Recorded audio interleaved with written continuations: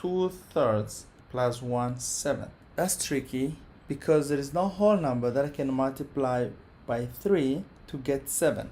However, remember the goal is to have the same denominator on the bottom. Now think about this. What would happen if I multiply this number by 7, this number by 7, and then here by 3, and then here by 3? Let's just see what would happen if we did that. So 2 times 7 is 14, 3 times 7 is 21, plus 1 times 3 is 3, 7 times 3 is 21.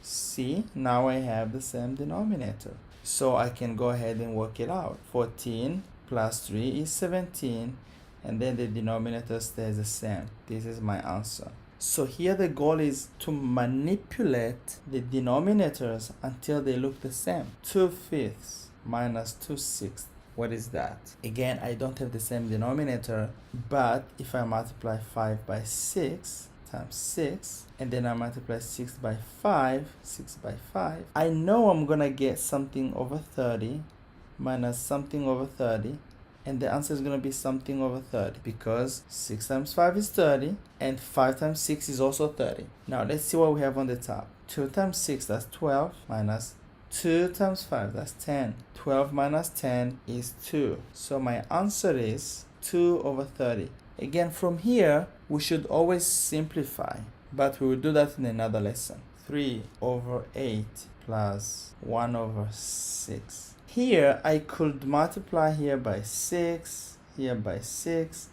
here by 8, here by 8, and this will give me 48 plus something over 48, and that will give me something over 48. Let's see, 3 times 6, that's 18, plus 1 times 8, that's 8.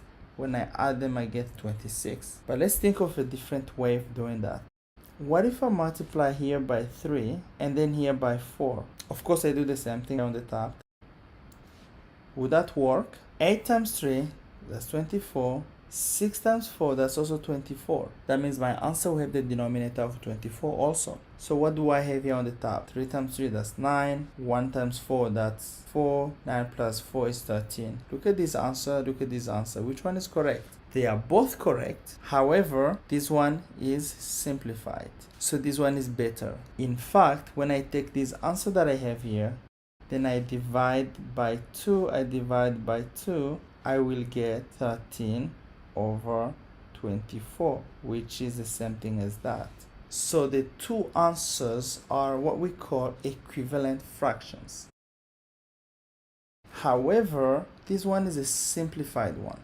There's another name for it. It's called reduced fraction. The reduced fraction is always the better answer. We will see more videos about how to reduce fractions and how to add and subtract fractions in a way that the answer comes out reduced.